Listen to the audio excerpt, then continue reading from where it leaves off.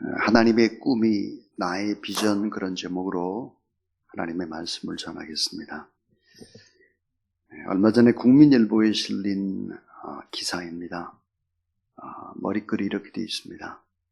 어렵던 시절 아버지가 보낸 광부 간호사, 국빈 방문, 딸이 손잡고 위로해 준다.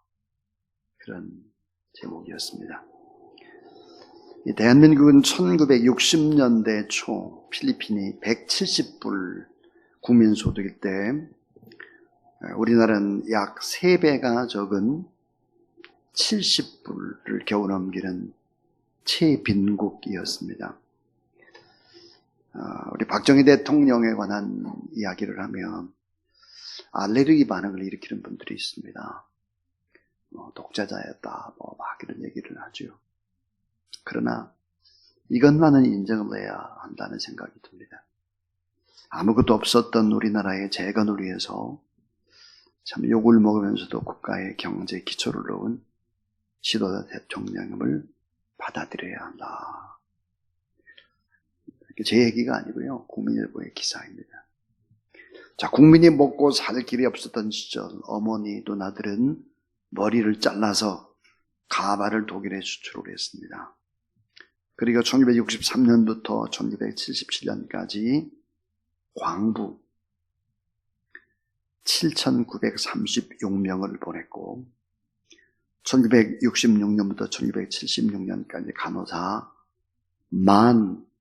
11,057명을 파견했습니다. 바둑 광부와 간호사의 월급은 고스란히 고급으로 송금이 되어져서 그 돈은 조국의 경제 기초와 근대화의 소중한 밑거름이 된 것입니다. 1964년 12월 10일 박정희 대통령 내부가 독일로 날아가서 독일 함보른 탄광을 방문하게 됩니다. 탄광 밴드가 연주하는 애국가가 장엄하게 울려 퍼지는 가운데 600여 명의 우리 광부와 간호사들이 그것을 방문한 대통령 내와 함께 깊은 감회에 젖어 눈시울을 적셨습니다. 그때 박정희 대통령은 이런 연설을 했다고 합니다. 우리의 후손만큼은 결코 이렇게 타국에 팔려오지 않도록 하겠다. 이렇게 눈물로 연설을 했고, 또 유경수 여사는 독일 방문을 마치고 쓴 글에서 다음과 같이 적고 있습니다. 광부들과 간호사들을 만나면 웃음을 주고 위로를 주겠다고 마음속에 또다시 생각했던 나의 계획은 엉뚱하게 그들을 대하는 순간 아프도록 맺혀오는 뭉클한 고통의 감정에 솟구치면서 시야가 뽀얗게 흐려지고 말았다. 그날 우리는 모두 울었다. 우리 모두는 조국을 생각하며 눈물을 펑펑 쏟고 말았다. 이제 많은 시간이 지났죠.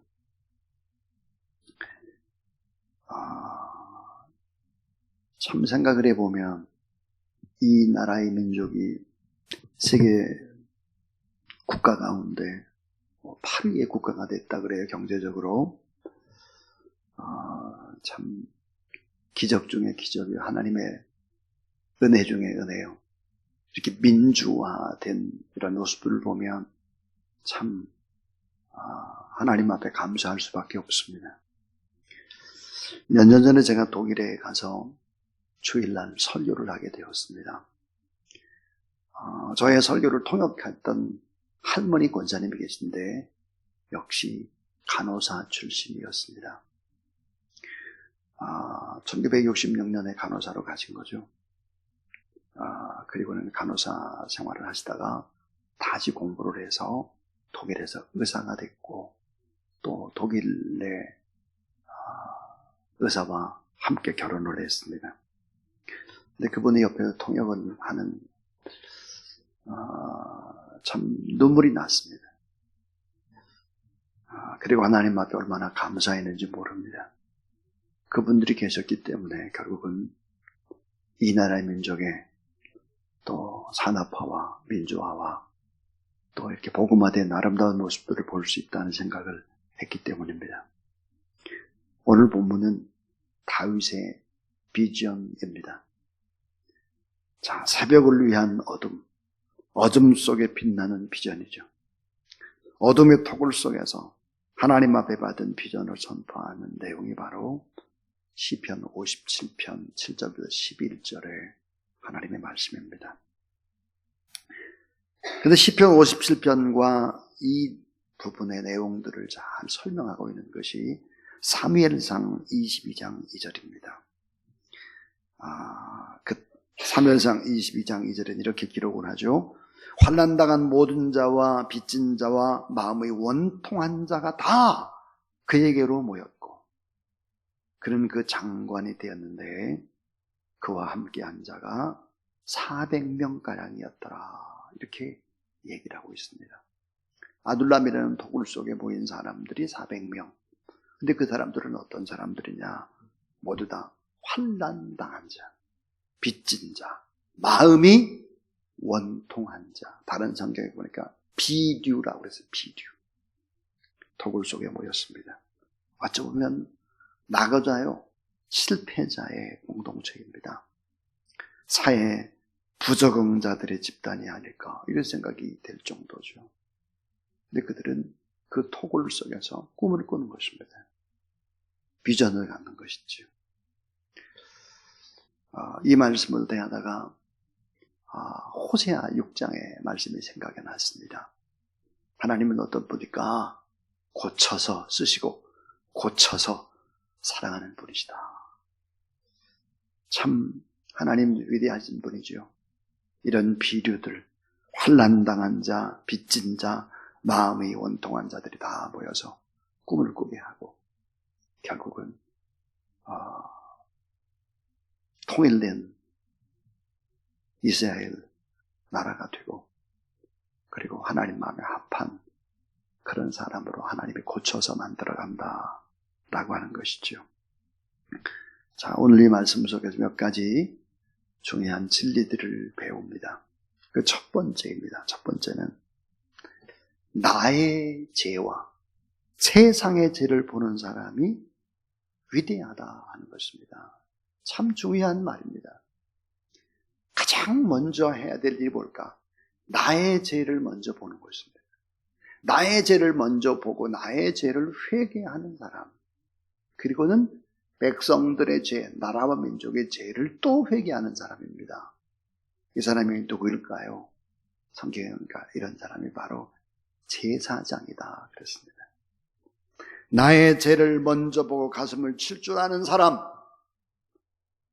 세상의 죄가 아니라 나의 죄가 너무 커서 나 때문에 내가 무너지고 눈물을 흘리는 사람, 그 다음에 백성들의 죄, 나라와 민족의 죄를 보고 또 가슴을 칠 줄 아는 사람, 이런 사람이 위대하다 하는 것입니다. 이런 사람이 출애굽기에 보면 이런 사람을 가리켜서 제사장이다 그랬습니다. 자, 진리를 알게 되면 정난한 나의 모습을 보게 됩니다. 십자가를 알게 되면 나의 모습을 보게 됩니다. 어떻게 다른 사람이 문제입니까? 내가 더 큰 문제지. 어떻게 대안이 없이 나의 문제를 보지 못하면서 세상의 문제만 지적하는 어리석은 사람들이 돼서는 변화가 안 되는 것이지요. 진리를 알면 하나님의 말씀에 거울 앞에 나를 비춰보면 보입니다. 무능한 내가 보이고 실패한 내가 보이고 게으른 내가 보이고 나의 죄가 보이는 것입니다. 그리고 이기적으로 살아가는 내 모습 앞에 내가 소스라치게 놀라게 되는 것이지요. 이게 우선이라 이거예요. 이게 하나님의 진리를 알면 죄악이 보입니다. 내 교만함과 암덩어리처럼 쌓여져 가는 나의 추하고 더러운 모습들을 볼 수 있어야 합니다. 그래서 회개하고, 그래서 정의가 내 안에서, 사랑이 내 안에서 이루어져야 한다는 것이죠. 제가 옛날에 시골에서 신앙생활을 할 때 일입니다. 어린 모습으로 도대체 이해가 가질 않았어요. 그게 뭐냐? 연세 많은 노인들, 권사님들이 오셔서 성전에 오셔서 막 가슴을 치면서 우는 거예요. 막 울어요. 아니 무슨 죄가 많아서 맨날 저렇게 우실까? 지금은 이해가 갑니다. 지금은. 그때는 몰랐습니다. 두 번째 이야기입니다. 오늘 말씀 속에서 하나님이 주시는 교훈이 뭘까? 아픔을 품고 따라하세요. 고백할 때 위대해집니다. 아픔을 품는 거예요.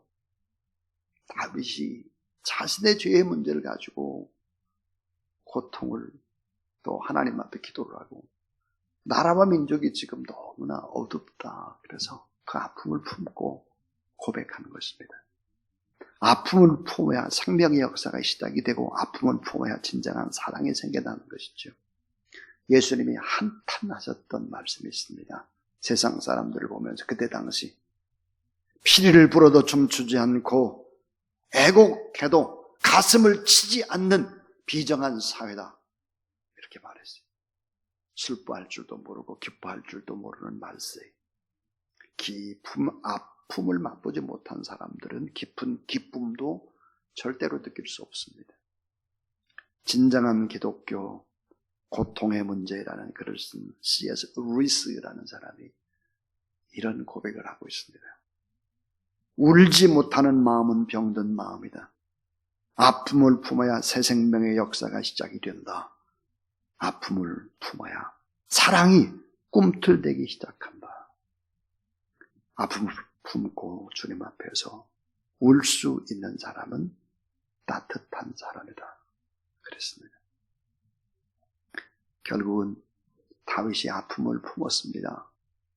수많은 비류들과 함께 울은 것이죠. 그리고 터굴 속에서 어두운 나라와 민족의 현실들을 보면서 꿈꾸고 비전을 가지고 그렇게 하나님 앞에 나갔다 하는 것입니다. 세 번째, 이 다윗 속에서 발견하는 진리가 있습니다. 그것은 얼마나 긴 시간 인내했느냐가 위대함을 만드는 것입니다. 얼마나 긴 시간 인내했느냐, 참고 견디고 또 참고 견디느냐 하는 거죠. 암담한 현실을 얼마나 인내했느냐. 타고난 병사의 진가는 얼마나 잘 싸우느냐라기보다는 그가 얼마나 인내했느냐에 따라 다르다. 진 에드워드가 그런 말을 했는데 참 마음에 와 닿습니다. 탁월한 병사의 진가는 얼마나 잘 싸우느냐가 아니다. 그가 얼마나 인내했느냐에 달려있다. 오늘 본문에 다윗은 얼마나 인내를 했을까요? 10년 이상 그랬죠. 10년 이상. 그리고 나중에 헤브론에다 유다 왕국을 세웁니다만은 그때도 또 고통 중에 고통이었습니다. 그러니까 15, 16년이라는 시간 동안 너무나 많은 인내를 피를 말리는 추격 속에서 언제 죽을지 모르는 위험 부담 속에 살았습니다. 다리 한번 편히 쭉 뻗고 잠을 잘 수가 없었죠. 부스럭 소리에도 깜짝깜짝 놀랄 수밖에 없는 것이죠. 그리고 도망가야 하는 위기의식 속에서 신경을 곤두세우고 수많은 시간들을 인내하며 기도하며 보냈던 것입니다. 여러분, 마귀라는 놈, 이 마귀의 소원이 뭔지 압니까? 마귀라는 놈은 하나님의 사람을 죽이는 것이 아닙니다. 마귀라는 놈은 뭘까? 마귀의 소망은 하나님의 사람을 부서지게 만드는 것입니다. 망가지도록, 일그러지도록, 내면이 파괴되고 입이 거칠어지도록 만드는 것이 마귀의 무서운 전략 가운데 하나입니다. 저런 바보스러운 사람이 하나님을 믿는 사람이야 손가락질도 하도록 하는 것, 마귀의 전략입니다. 마음속의 분노가 이글거리게 만드는 것입니다. 마음속의 혐오와 상처가 점점 쌓여가도록 만드는 것이 마귀의 전략입니다. 고뇌가 뒤범벅이 되고 삶을 파괴시키는 점점점 무너져가는 전략을 마귀가 쓰고 있습니다. 그래서 성경에 보니까 사울의 마음을 조종합니다, 마귀가. 그래서 다윗을 계속 공격한, 다윗을 망가뜨리는 것입니다. 자, 다윗을 추격하고 또 추격하고 다윗을 체포하기 위해서 특수 부대를 만들었지요. 3,000명의 특수 부대를 만들었습니다. 3,000명. 얼마나 다윗을 망가뜨리려고 계속 공격을 한 것입니까? 그러나 망가뜨려지질 않았죠. 하나님의 사람의 특징입니다.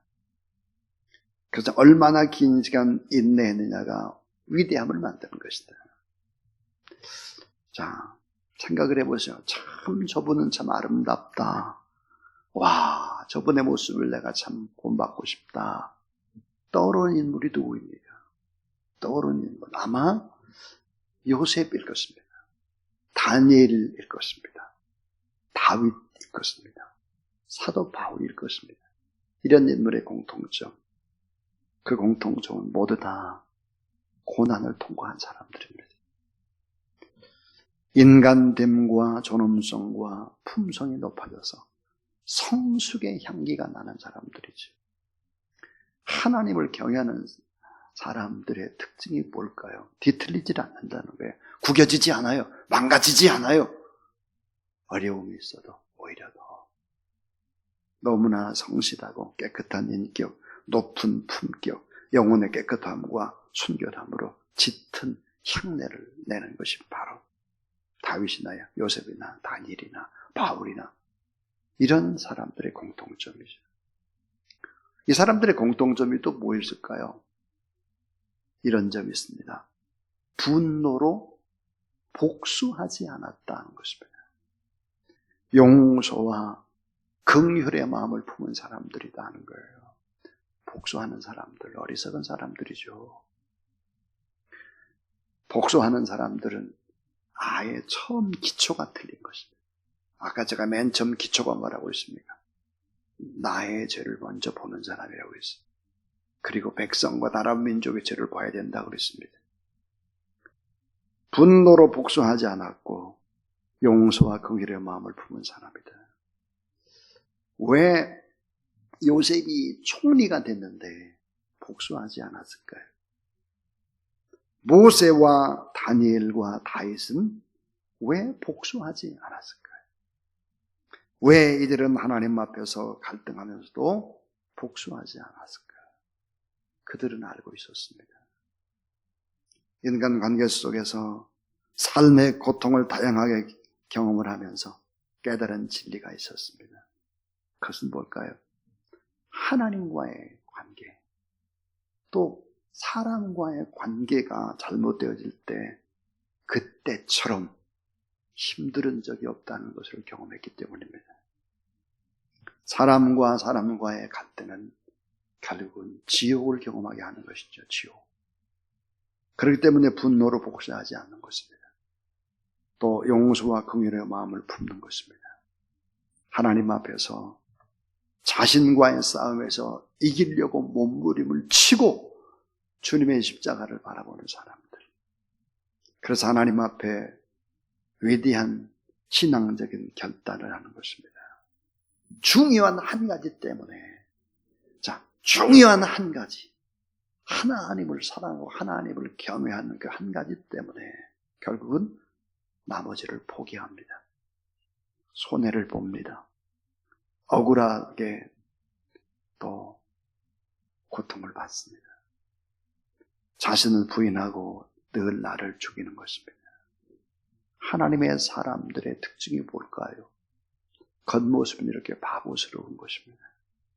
사랑하고 용서하고 긍휼히 불쌍히 여기고 축복하고 잘되기를 소망하고 끝까지 복수하지 않습니다.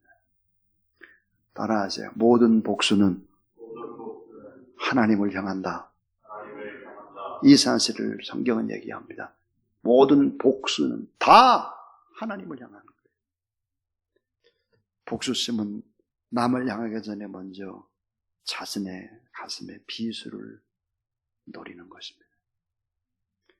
하나님의 명령이 떨어지면 이해와 득실을 따지지 말고 납득이 안 가도 말씀 앞에 순종하는 여러분 될 수 있기를 주의 이름으로 축원합니다.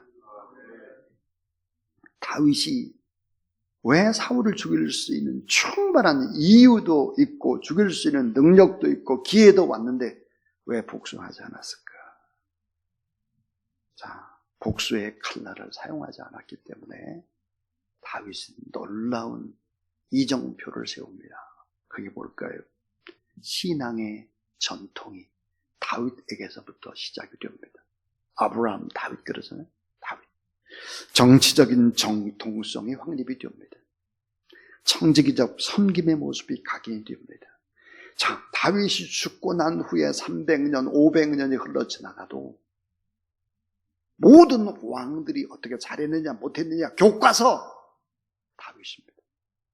다윗이라는 교과서에 다 비교해 봐서 좋은 왕, 나쁜 왕을 다 가리는 것이죠. 믿음의 왕의 교과서가 되는 것이죠. 그것보다 제일 중요한 것, 하나님 마음에 합한 종이 된 것입니다. 지금까지 세 가지 얘기를 했죠. 나의 죄와 세상 죄를 볼 수 있는 자가 위대하다. 아픔을 품고 고백할 수 있는 자가 위대하다. 긴 시간 인내하는 사람이 위대하다. 이제 결론입니다. 이런 사람에게 하나님이 복을 주시는 거예요. 어떤 복을 주실까요? 이 세 가지를 하게 되면 하나님이 복을 주세요. 어떤 복을 줄까요? 사랑의 능력을 주는 것입니다. 시편 57편 10절부터 11절. 대저 주의 인자는 커서 하늘에 미치고 주의 진리는 궁창에 이르나이다. 하나님이여, 주는 하늘 위에 높이 들리시며 주의 영광은 온 세계 위에 높아지기를 원하나이다. 결국은 엄청난 사랑의 비전입니다. 엄청난 사랑. 나의 힘이 되신 여호와여, 내가 주를 사랑하나이다. 성경은 뭐라고 얘기할까요? 이렇게 얘기를 합니다. 따라해 주세요. 죽음보다 더 강한 것은 뭐죠? 사랑입니다. 죽음보다 훨씬 더 강한 것이 사랑이다. 탈무드에는 다음과 같은 사랑의 위대함을 이야기합니다. 세상에서 강한 것 12가지가 있다. 첫 번째는 돌이다. 그렇지만 이 돌은 쇠에 깎인다. 이 쇠는 불에 녹아버린다. 근데 불은 물에 빠져버리면 사라진다. 물은 구름 속으로 흡수된다. 그 구름은 바람에 불려간다. 그런데 바람은 인간을 불어날리지는 못한다. 하지만 인간은 공포에 의해서 산산조각이 난다. 공포는 술로 제거된다. 술은 수면에 의해서 깨어난다. 수면도 죽음만큼 강하지는 못하다. 그러나 죽음마저도 이길 수 있는 것이 사랑이다. 그렇게 얘기를 하고 있습니다. 하나님께서 어떤 복을 줄까? 사랑의 능력을 준다는 거예요. 또 하나 하나님이 주신 복이 있습니다. 그걸 뭘까요? 미래를 만드는 비전의 능력입니다. 비전의 능력. 아름답고 웅장한 하나님의 비전. 이 하나님의 비전은 고급 호텔방에서 만들어지는 것이 아닙니다. 비단 잠옷을 입고 좋은 세미나를 듣고 이런다고 해서 공부를 많이 하고 그런다고 해서 비전이 만들어지는 것이 아니죠. 도저히 그런 비전이 나올 수가 없는 어둡고 고통스럽고 절망적 상황 속에서 주어지는 것이죠. 아둘람의 토굴 속에서 말이에요. 에스겔은 지옥 같았던 바벨론 포로 생활 중에 하늘이 열리는 영광의 환상 비전을 보았습니다. 사도 요한은 고통스러운 반모섬에서 유배지에서 세상의 놀라운 마지막 비전, 하나님의 계시를 보았습니다. 하나님은 그분의 비전을 다 꺼져버린 불빛, 깊은 바위에 구린 아둘람에서 주시는 것입니다. 인간의 희망이 다 사라져버린 그곳에서 하나님을 향해서 가슴을 치면서 울며 기도할 때 하나님께서 주신 것이죠. 이렇게 고백을 합니다. 따라하세요. 내 영광아 깰지어다. 비파야 수구마 깰지어다. 내가 새벽을 깨우리로다. 예. 지금은 어두운 밤인데 내가 새벽을 주와 함께 깨우겠다. 엄청난 비전입니다. 엄청난 비전. 이 비전은 엄청난 비전 선언문이었죠. 정말 대단한 앞으로 국가에 대한 청사진, 새 역사를 만들어 나가는 그런 선언문과 같습니다. 자, 하나님의 비전이, 하나님의 꿈이 나의 비전이 되는 그런 기적은 하나님께서 주시는 거죠.